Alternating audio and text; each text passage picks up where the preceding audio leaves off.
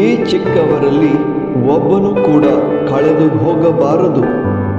ಇದೇ ಸ್ವರ್ಗದಲ್ಲಿರುವ ನನ್ನ ತಂದೆಯ ಚಿತ್ತ. ಮತ್ತಾಯ 18 ವಾಕ್ಯ 14.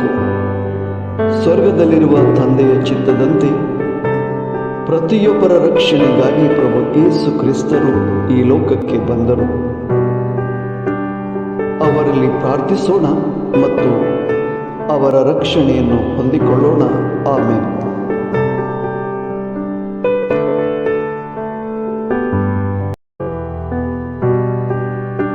या लानामधलं कोणूच एकलो नास जाय नये म्हणून तुमच्या सर्गींच्या बापाची खुशी. मातेव 20:18-14.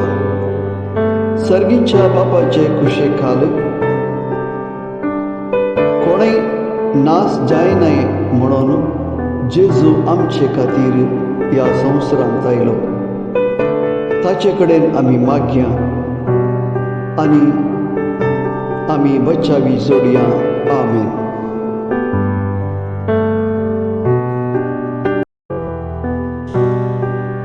So it is not the will of your Father in heaven that one of these little ones should be lost.